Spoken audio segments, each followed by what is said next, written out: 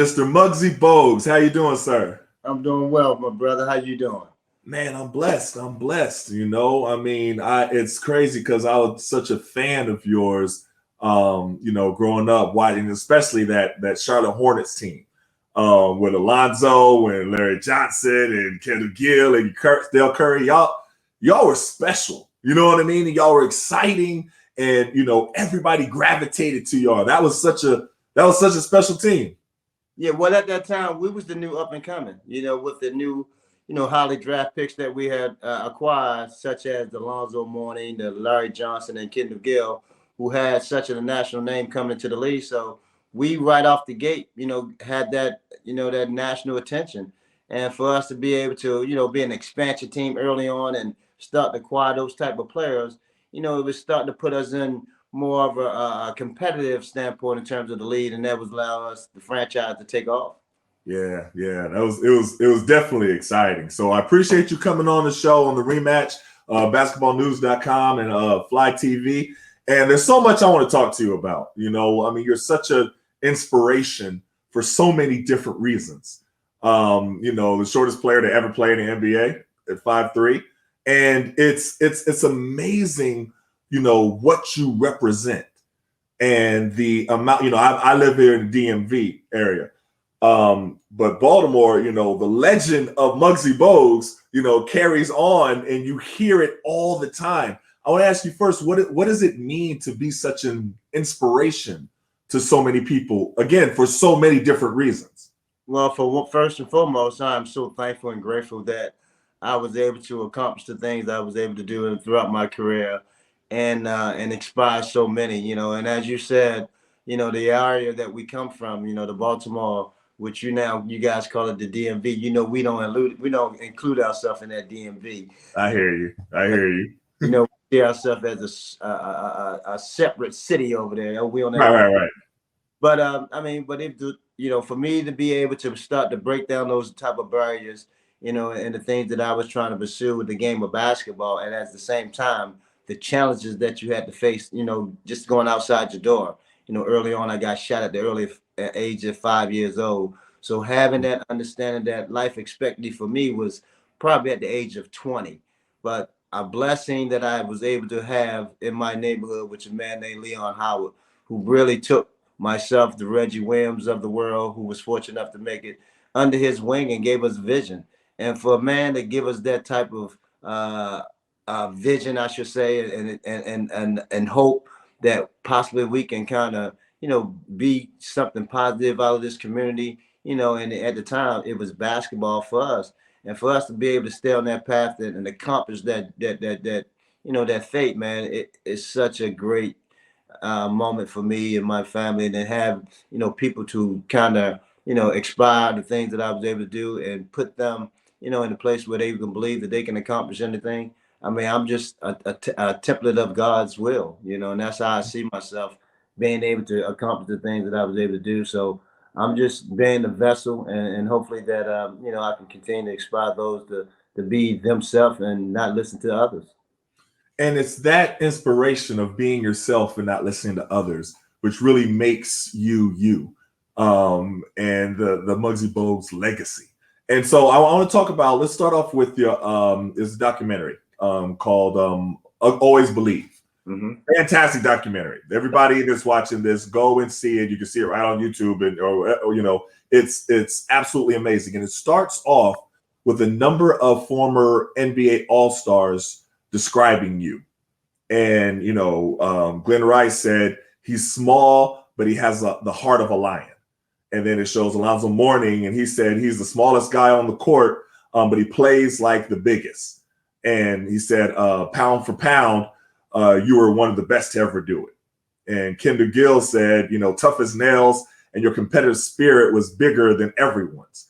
And it just keeps going. David Robinson said you were an inspiration to anyone who wants to break through any barriers. And, Dale Curry said they trusted you with everything in every situation. Then it showed you saying that it was nice to hear all of those accolades, but those weren't the words you heard growing up. And you said there were a lot of doubters, a lot of haters, a lot of negativity, but all that just fueled you. A lot of people saying that you were too small to play at literally every single level that you played. So let's start there. Let's talk that part and what you heard growing up, that you were just too small to play, whether it was on the playground, whether it was in high school where you dominated, we'll get to that, whether it was in college in Wake Forest, whether it was, you know what I mean? It did, wherever level, you always heard that you're too small and you always proved everybody wrong. So let's start there and talk about that. Well, yeah, and that is so true. But the most important thing out of all of that is that I understood me, and throughout all of that, and when I was hearing all those things, and of course, at the end of it, when my guys were saying, the positive thing, but as you're growing up, I knew who I was, and I accept me early on in terms where I was able to ward off all the naysayers, all the things that was coming my way. I knew I was breaking down barriers. I knew that I was doing something that wasn't accustomed to what this game was made up to be. And for me, having that understanding, because I didn't have nobody out there as an example that I could look upon and say, well, dang, he's small like me. I could do that like them. I looked at my small guy, Calvin Murphy was the smallest. Calvin 5'10", 6 feet. And then I heard of Tiny Archibald. When I looked at Tiny was 6'1". So it kind of, put that back in perspective. But for me, having a guy in my neighborhood, and who I talk about in my book, his name was Dwayne Wood, who happened to be 5'5", who played the game small, but played it in a way where he understood his position, how to be a point guard, how to run your team, how to make guys around you better, and how to be able to get yours off at the same time. So having that understanding of who I was and what I was capable of doing and what my responsibilities was on the basketball floor, it allowed me to keep excelling and having a mindset that when I played against bigger players or the best players, I always felt like if you play against the best, if you have success against the best, you must be included with the best. And having that understanding every time I took the court allowed me to keep climbing the ladders, keep breaking down the barrier, and keep being in my own space as opposed to letting someone else dictate who I want to be, who I should be, because I always knew who I wanted to be. But it had to be difficult to do that. I mean, because literally, when you was talking about the other people that you had to look at, you're going back in history, going back to Tiny Archibald, going back to, you know what I mean? Like you didn't have somebody just like in the present, like, okay, he's a small guard like me. And like you said, the smaller guards that you're talking about, they were like 6'1". They were like, you know what I mean? So how did you really push through and that perseverance to be able to do it? In the documentary, you talked about your mother telling you, like, look, don't care what anybody else says. You know what you're about. And she wasn't even a basketball person. You know what I mean? But she just had faith in you. Like, talk about that aspect. And that's what that motherly love. And that's what motherly love is all about. I had no idea what the game was about, but she just didn't like to see her little baby upset, coming home crying and complaining. So she those encouraging words, don't listen to anyone, don't believe anyone. No one is no expert on your life. You're in control. No one can measure your heart. All of that at the time was like, yeah, mom, but it stuck. It became such a message for me every time I went out there to try to do what I was able to do. And having that, I guess that little that blanket, it gives you some sort of comfort to where, they don't have control of you. And you the main one that has the control. It is mainly up to you in terms of going out there, put forth the effort and the things that you see fit for yourself. And having that understanding, I think, again, I always go back to my early years when I got shot. And I think that changed my entire mindset, where after experiencing that and going through that traumatic experiences, that was the least of my words in terms of words. And that's why I believe that allowed me to really let it come in one ear out the other. And I want to slow walk through your journey, because your story is so inspirational. And I'm watching the NCAA tournament, and I'm watching Markquis Nowell from Kansas State, and he's really just shining through the NCAA tournament. Like, he's really playing well. And like you, he is now hearing a lot of the doubters and the haters who say, okay, they don't know if he can make it at the next level because of his height. And he's 5'8". And I'm like, Muggsy Bogues was 5'3", and he played for 14 years. You know what I mean, in the league at a high level at every place he played. So I'm gonna make that correlation. I saw that you tweeted him and gave him words of encouragement, and it really meant a lot to him. Talk to me about what you see in his game and why you tweeted him to offer him your support. Because I love his competitive spirit. I love the way he approached the game. And he's a true basketball player. He's one of the elites amongst them all. And he should be spoke about in that light. And that's why I tweeted. And that's why I wanted to reach out to him to let him know that, we all are watching. And he just, as you just mentioned, he just now getting, some sort of notification, some sort of shine on it because of he was on this national stage. But he's been doing this for quite some time. He reminds me more, instead of myself, he reminds me more of a Stoudemire. He's the Mighty Mike. Right. The combination of myself and the Stoudemire. My vision, but Stoudemire's scoring ability. He has both understanding how to run a team, how to make guys around you better, and how to be that extension of the coach. His teammates believed in him as my teammates believed in me. And that's what you want. You want to have someone out there who has that basketball in their hand and they have the most trust in, and they know that they can get the job done. And I believe that his coaching staff, the coaching staff from Kansas State, understood that amongst him as well as his teammate, and that's why they allowed him to be who he were. And that's one of the reasons why they was able to advance as far as they did. It was interesting after they played Kentucky. And Coach Calipari, and he apologized, since then, but he was at the press conference and he referred to him as the little kid or the little guy, something like that. And everybody was like, the little guy. I was like, don't act like you don't know his name. He just almost scored 30 on y'all. You know what I mean? And knocked you out of the tournament. Don't act. But it was that level of still disrespect, even though he apologized. And listening to your story and the level of disrespect that you heard from a young age, to people saying, "Oh, you're too little to go to even come on the court," you know what I mean? Or whether it's Coach Thompson, rest in peace, but saying that you were too little to play at Georgetown, or you're too little to be, it was just that same, you're too little, you can't do it. That's why it was so special for you to tweet out support for him. But talk about that element of so many people disrespecting. I remember you talked about when you were in at Dunbar, y'all had such an amazing team. But before the games, sometimes you said the people in the crowd would be laughing when they would see you. And, but then after the game, they weren't laughing. Those same people were coming up to you asking for autographs and asking for pictures because you completely dominated. You know what I mean? But it's just having to overcome that the jokes, you know what I mean? All the kind of different things of saying, even from a coach or to people in the stands, or, now they have social media. Talk about that element as well, because that's a lot to overcome if you're experiencing it your entire career. And that's true. And if someone who don't have the tough skin that I had, and someone who have the confidence within themselves that I had, can easily be influenced by that. Because people say words don't hurt, sticks and stones will hurt your bone, words will never hurt. But hey, they do hurt. Because they hurt in a sense where you become vulnerable. You start to believe in what people are saying.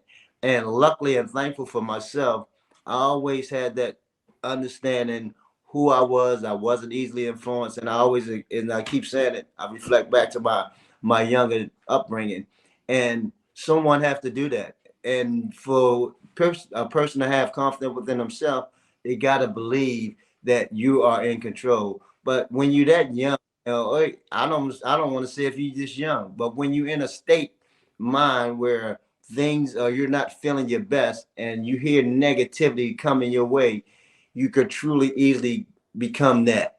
And I'm a person that always look yourself in the mirror, because God made each and every one of us for a reason. We all have a gift, and reflection need to not be like, it need to be love. And for me, I always love that reflection. And for me, I can't speak for anyone else, but I always had this belief that I can do anything. I don't know where it came from. I always believed it was younger, but it don't matter if it was wrestling, playing ping pong, doing, or just racing. I always believed I was the best. And I always had that understanding of myself because that's something that coming from my brothers and my sister being competitive and all that nature, I always Mhm. wanted to, and having that, still, having that sense as a kid, wanting to do that, and as a youngster, I want to be just like everyone else. So for those that's out there struggling with those type of things that we all have some sort of deficiency about ourselves, but we got to start to embrace those things and not let other people, as I say, dictate who we want to be and who we should be in life. That is so powerful. Just to quote you from the documentary, you said that once you accepted who you were and became comfortable in your own skin, that's when you became focused on who you wanted to be. And you couldn't do that until you became comfortable in your own skin. And that's amazing. You know what I mean? It's such a simple concept, but a concept that so many people struggle with because they're waiting for outside people to give them validation. And you were talking about how the validation has to come from within. You know what I mean? Then it doesn't matter what anybody else says. I mean, that's just such a inspirational, concept, especially for now in this era of social media where so many young people are, looking for that validation from whether their peers or the social media world. And they're struggling. To be quite honest, they're struggling. So that's why it's so powerful. Your entire message, extends beyond basketball. It extends for life. And I just got to say, much respect to you for using yourself, for writing your book, for speaking your documentary, and because it's affecting so many different people. Absolutely, and it's so crazy that you said it because I'm watching the movie The Good Will Hunting and the late Robin Williams. Mm-hmm. Spoke that said that a lot of people don't believe in themselves until someone else believes in them first. Mm. So true because people have this so um, they're so vulnerable within themselves in terms of not believing the things that they are capable of doing until someone else validate them, and that Right. is with them. And that's why I always constantly try to to uplift individual. I aspire to inspire. you know Mm-hmm. Something that I feel like that's my purpose in life to this day, to make people or make those who don't believe in themselves to see that other side, that you are in control. You can be whoever you want to be. It's just a matter of you believing in yourself more than you can ever imagine. That's beautiful. Talk to me a little bit about Mr. Leon Howard at the Rec Center, and that shows the importance of mentors and what a mentor and somebody pouring into young people can really do. And you talked about, you got kind of emotional talking about it on your documentary, like how much he meant to your life, and that you felt like you wouldn't be here if it weren't for him. And I had somebody like that in my life as well. I had my AAU coach, who was also my pastor, Reverend Potter, when I was growing up, and he took me under his wing that same way. I was in high school, middle school, and all through high school. So I definitely identified with what you said. But talk to me about Mr. Leon Howard. Yeah, Mr. Howard, may rest in peace. He was such a joy for the entire Lafayette projects where we grew up in Baltimore City. I mean, he go all the way back from Skip Wise, Mm, the late, the Skip Wise, the early basketball player who was the first that was on the scene that made professional from our neighborhood, and Larry Gibson, Ernie Graham, the list goes on. But he just understood our neighborhood, and he understood that it was a bunch of adolescent kids who didn't have any vision, and giving them a means of hope, of not just what your surroundings are, that you can be better and you can be successful regardless of your outcome. And here it is. He introduced a game which we had no idea what the game of basketball was. He introduced a game that all of a sudden changed that entire environment in terms of vision, in terms of what it can possibly be coming out of this neighborhood. We wasn't educated. Academics wasn't at the forefront of our being. My dad got put in prison when I was 12. My mom had to drop out of school when she was 11. So we was always, everybody in the household, with single parents. And he became that for us. And for mm, him to take the time to put to take the time out to give it to share his knowledge with me and Reg endlessly. You know, having us in the gym, working us fundamentally sound in terms of the game of basketball, understanding how to be good men, good young people on and off the basketball court. I mean, it meant the world to us. And for him to just, really lend his time for that, man. We really appreciate more than we ever have, and we so thankful to have a man like that. And we all know that we can't get there alone, and it always takes someone who really who's selfless to help them to pass it forward, and we so thankful for him. That's amazing. It's such a blessing, and the way that you're doing that and passing it forward, paying it forward now with your message is you're really influencing so many people. So I think it's absolutely amazing. Talk about that special team at Dunbar. I mean, y'all had it was legendary. Y'all had David Wingate, Reggie Williams, Tim Dawson. Reggie Lewis actually came off the bench. Yeah. Reggie Lewis came off the bench. That's how incredible of a team that y'all were. Larry Johnson, Grandmama, called y'all the greatest high school team ever.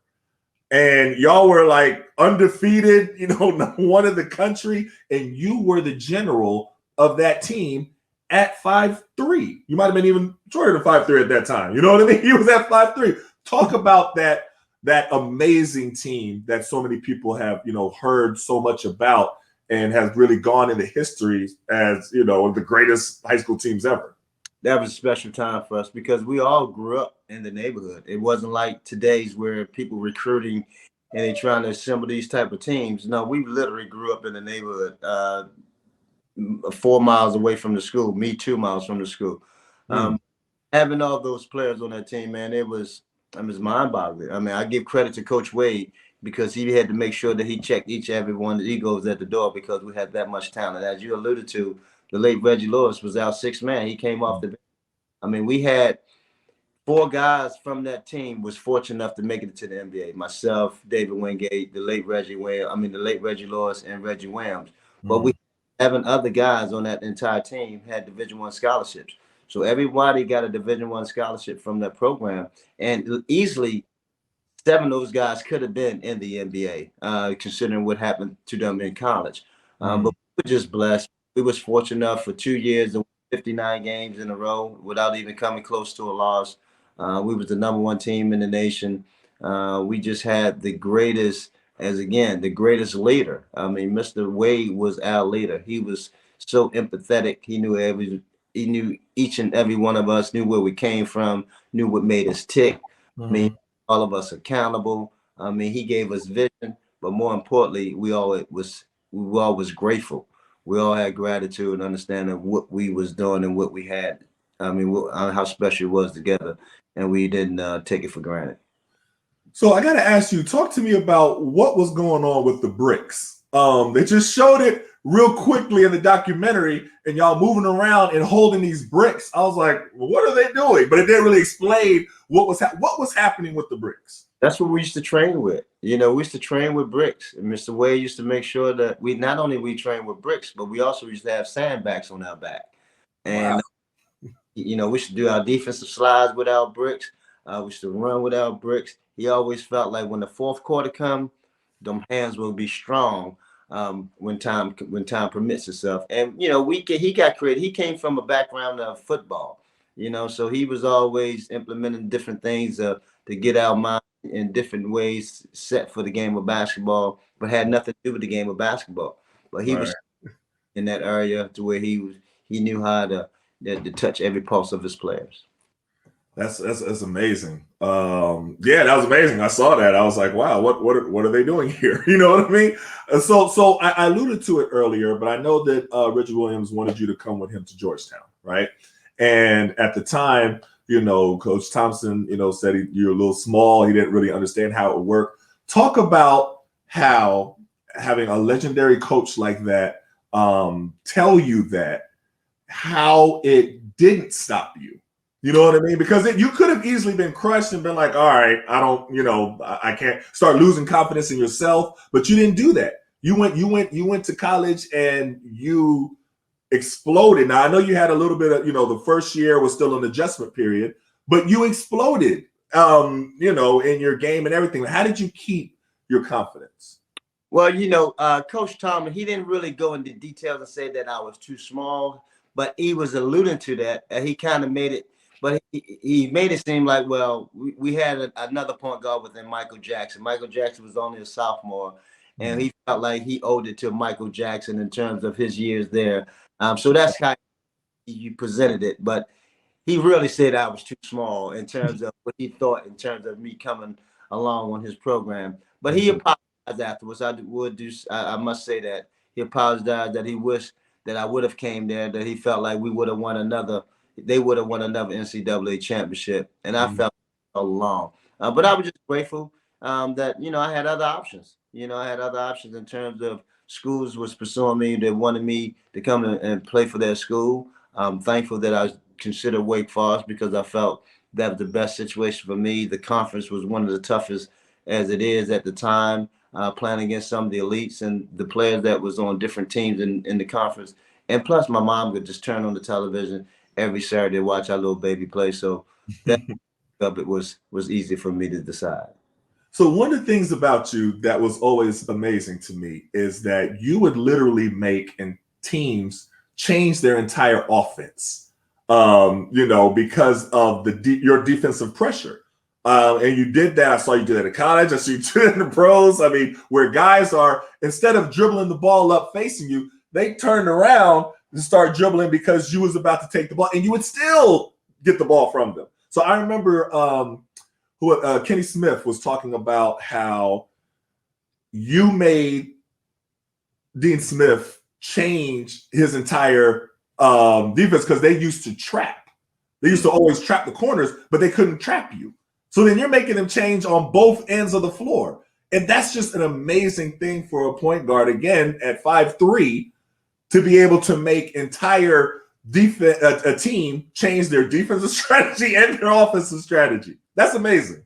Yeah, but sorry for my guys cutting my grass out there. But yeah, it's that's the understanding who I knew who I was, and I knew having the concept and the knowledge of the game, and people don't give me much credit enough to understand, to see so far beyond that, to see that was the purpose, the way they to play. Because as a point guard, that's where it starts. Your point guard is the person that brings the ball up the court to get everybody into the offense. If that's been disrupted, then now you got only less times in order to get into your offense, and to kind of throw everything off key. And having that understanding, putting pressure 94 feet on my opponent. I mean, I knew I was small, but I had to change the perspective of who I was on the floor. And the only way to do that is by creating pressure on the guy that you had to play against and make it difficult for them. So having that understanding of the game on the defensive aspect of it always made my guys wonder and think where I was. And Coach Smith was brilliant because he always said, if you didn't see me, just make sure you guys pick it up because Muggsy is about to steal it some sort of way. Yeah. And I took that as a sign of respect. And I just, and that was the way I had to play the game in order for me to be effective and to be in my opponent here on a basis. And that was something that I knew cold-hearted that I had to focus on as a player on both ends of the floor. I knew offensively I can get to where I want with the basketball, make guys around me better, run a team, and that sort of thing. But the defensive aspect of it was going to be the sticking point. For me to be able to play at any level, it had to be defensively to where teams didn't feel like they had an opportunity to take advantage of my height, or they can just throw the ball inside, post me up, and then that would be the case. I made it very challenging for a player to go down there to try to post me up and thought that he can just play with his back towards the basket. And me understanding the opponent, my opponent, I knew many of them didn't know how to play with their back towards the basket. So Right. understanding and the knowledge of my opponent allowed me to keep playing the game as long as I was able to play it. Let me ask you this, because this is another, it's interesting because it keeps coming up and you keep overcoming it. So you're at the draft, all right, and you had Mark Jackson, you had Kenny Smith, you had all these great point guards. And again, there was this chatter about, were you tall enough to play at this level? Now, you had just dominated in the Olympics. You know what I mean? You won the gold. You locked down the great Petrovic when you had to rotate on him and everything like that. You said, okay, let me start out on him and see how it goes. And this is you explaining in the documentary. And you never had to rotate off of him. You know what I mean? You played great. All these different things that you accomplished. And still the chatter was still, can that translate to the NBA? And that's why I always kept making me think of Markquis Nowell, because he's playing great. I mean, he's playing where he had an NCAA record 19 assists to go along with 20 points. And you're still hearing that chatter of, can it translate? Like, can he, maneuver and run the team? And I'm like, what are y'all looking at that I'm not looking at? And so you get to your draft, you're drafted number 12 to the Bullets, right? Mm-hmm. And the first question the interviewer asked you was, he said you're drafted in the first round. A lot of people thought that you was going to be drafted in the second round because of your height. Were you surprised? I'm like, that's the first question you ask him? But so it just kept coming up. What was your thought? I mean, of course, now you're in the moment and you're like, all right, you know what I mean? You try to answer it, but it's crazy that just kept coming up no matter everything that you accomplished. And you always had to overcome that notion of, if you're too small, can it translate? Could you be successful? And it was so crazy. For him to ask me that question, he knew that everybody that was sitting in that audience was expected to be drafted in the first round. Right. Reason why we get invited to the draft. Everybody right. Draft. So that was surprising to me within itself. But it was just a surreal moment for me, man. Once I heard my name called, we knew we was going to go either 12 or 18, because New York had the 18th pick, Washington had the 12th pick, and I knew they was looking for a point guard. Me and Mark Jackson was being the one that's being talked about. So when when my name was literally called, again, it was so surreal. Happy to go up there to shake Commissioner David Stern hand and put that hat on, just like all the other, bigs have done it. And that was that always will be my most memorable moment, because, all the games played, but the draft within itself, that's the beginning of it. And that, for me, now you've been accepted just like everyone else that comes in this league. I didn't have to go to a camp just to try to make the team, like somehow, smaller guys had to do the Spud Webb, the Mike Adams, that sort of thing. I was blessed to be able to be one of the elites to get drafted as a 5'3" point guard. So that always would be the one that be my most memorable moment. And I want to, I got to point this out, because I think the Bullets made a big mistake in not protecting you in that expansion draft. But the way that they, and I remember this, the way that they kind of, how could I say it? Okay, so Manute Bol was on the team. Yes. And he was the tallest player in the NBA. And then you were the shortest player in the NBA. And it seemed to me, and you can correct me if I'm wrong here, but it seemed to me that they were more kind of focused on like a gimmick. Like it was like, look at this, the tallest player here, the shortest player there. And that was the advertisement to try to, bring people almost like a gimmick. And I didn't feel like they valued you as much as they should have, because you were wreaking havoc on the court, especially on the defensive end.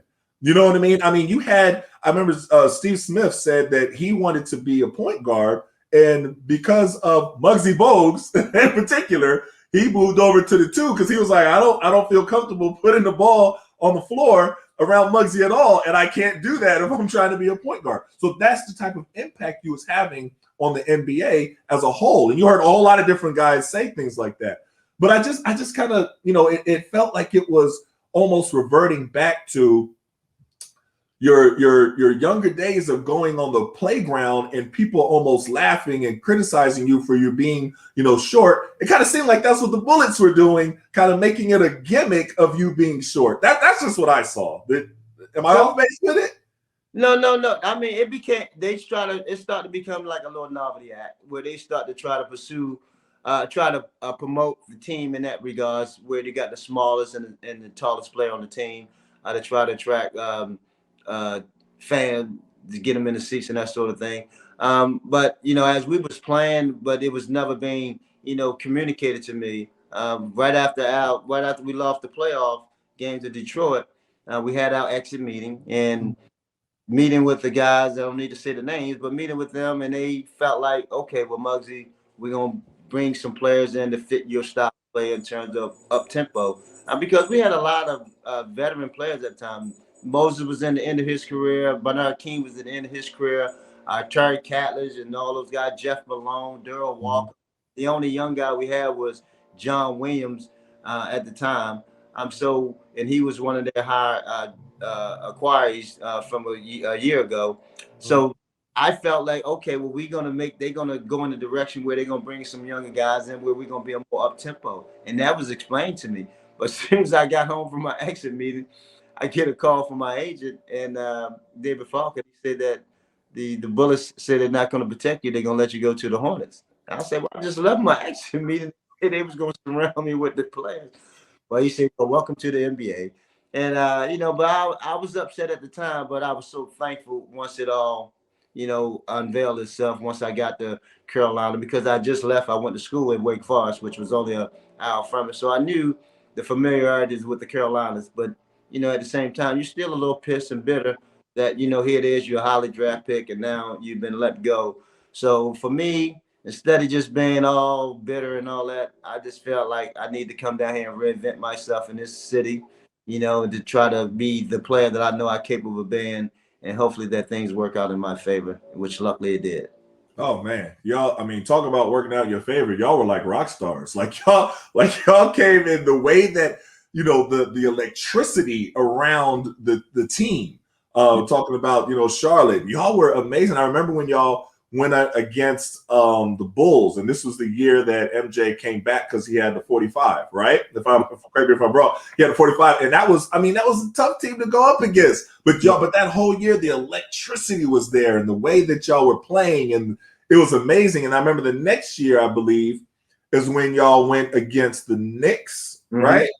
And that was a great Knicks team, and then everything ended. Then it was, unfortunately, it was one of the management blunders. It'll go up as like the top 5 management blunders in the history of the NBA, as terms of the amount of talent that you all had in young talent, and how everybody was so excited to see y'all grow together. I mean, y'all had Alonzo Mourning, who was an absolute force inside. Y'all had, LJ, who was grandmama. Like, he was, absolutely amazing.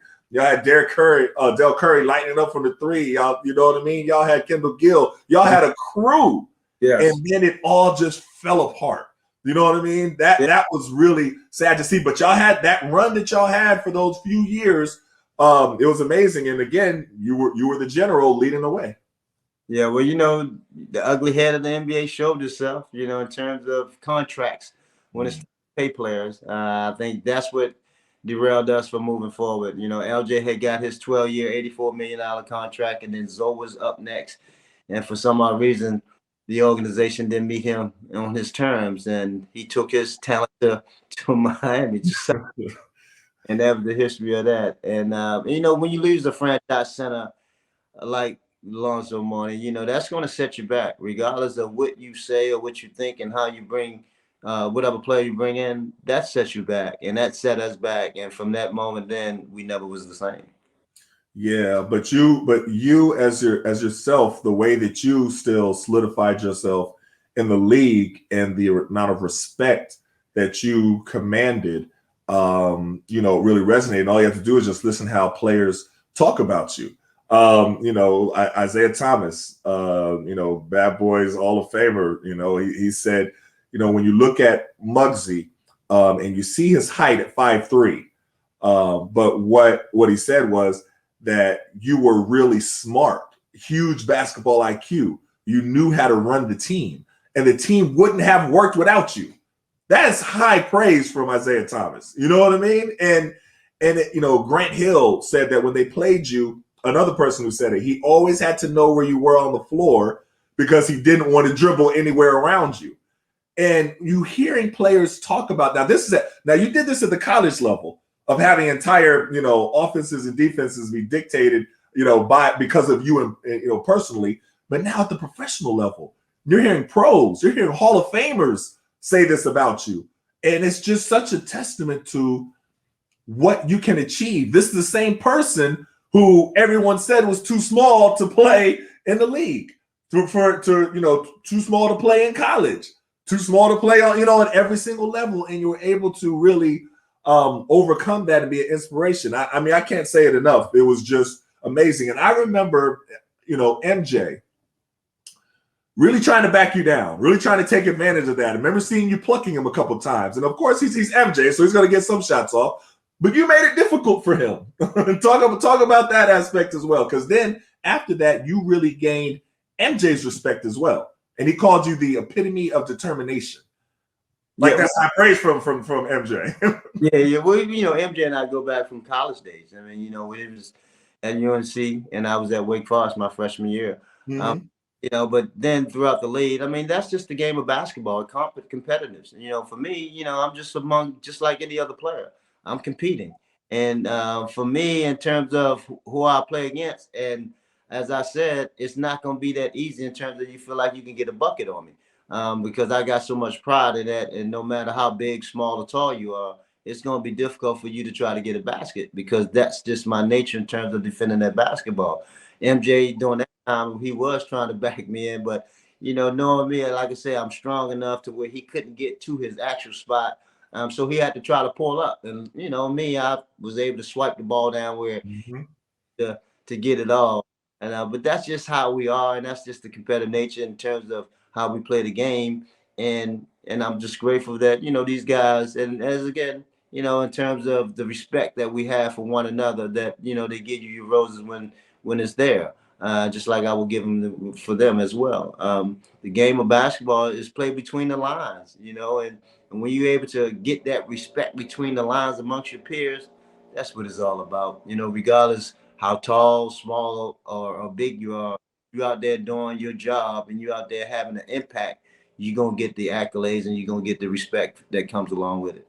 That's great. That's great. So talk to me about your book and everything that you wanted to do with the book. And I know you're still speaking in different places and everything. Talk to me about your book. For this one, this is my second one. When I did within the line of Giants, my pops passed away, him and Reggie Lewis. But this one, it's been so long that I've been removed from the game of basketball. And then during the pandemic, we were just sitting around. And then when I was approached, so many things that go on in life where people start to doubt themselves and second guess themselves and not put themselves out there because of their fears. And I just want to let them know that, they don't have to guard towards their fears. They could just let their guards down and just be who they are and become the person that you want to be, regardless of any circumstances. I mean, it all starts with the confidence within yourself, as I always, keep going back to. And I wanted also just to share about the relationships in this book. I mean, me and my wife had divorced for 10 years, and then, through the grace of God, we was fortunate enough to get back together, which is unheard of. Wow. It was, back now we've been married for another 8 years. Wow. Yeah, so I mean, just the relationships that I encounter through that with my wife, as well as some of the players that you just mentioned, the impact that I had on them, as well as the impact they had on me. Just giving people hope, man. Just believing that don't get so hung up on negativity, the stuff that's out there in the world, where people always saying you can't do this, you shouldn't do that. Just start, turning that around and believe that you can do it, and you just give yourself an opportunity to try to do it and see how it goes from there, and just just be happy as you can within life. And that's one of the reasons I want to put something out there, something positive for the world. That's great. That's great. So last question. What advice would you give, would Muggsy Bogues give directly to Marquis Nowell as he is hearing a lot of the negativity and the doubt and the hate and the questions as far as, is he tall enough to play in the NBA? or can his game translate to the next level because of his height? And all the things that you heard, before you became a 14-year NBA veteran and dominated in the NBA. What advice would you give to him? Well, first and foremost, I'm quite sure he don't need it. So don't listen to them. I'm quite sure he understand that already. Don't listen to them, because what got you to where you are today is going to get you to where you're trying to go tomorrow. Just keep believing in yourself. Keep doing what you're doing. Keep staying humble in your progress, in your process, and keep keep changing the narrative of who people think you are. And I guarantee you, once it's all said and done, you'll be the last one standing. And again, my main thing to say to you is that on the defensive end, keep being a pest. Keep being a pest. Don't let up on the defense. I know the offense is going to take care of itself, but the defensive end, keep being a pest, because that's what's going to change these mindsets of these so-called experts is out there saying that you can't do this, you can't do that. Yes, the great Muggsy Bogues. Much respect to you. Much respect to everything you're doing, everything that you've accomplished, everything you've overcome. You know what I mean? The way that you're using your voice and your story, I can't say it enough. And I will say, let me say this again too. I know you said that Baltimore considers itself separate to the DMV. So the DMV, is one thing, but Baltimore is like the neighbors. You know what I mean? So it's still all love, all for the DMV and Baltimore. So just wanted to throw that out there. But yeah, much respect to you. And again, thanks again for coming on. Oh, my pleasure. Thanks for having me, my brother. And I've been keeping my eye on you as well, man. Keep doing what you're doing. I see you out there, spreading the voice and the social aspect of what this world is going through and so many things. And I'm so proud of you, man. So keep doing what you do. I'm watching you from afar. I appreciate that. That means a lot. I appreciate that. Much respect to you. All right, boss. Be good. All right, bless.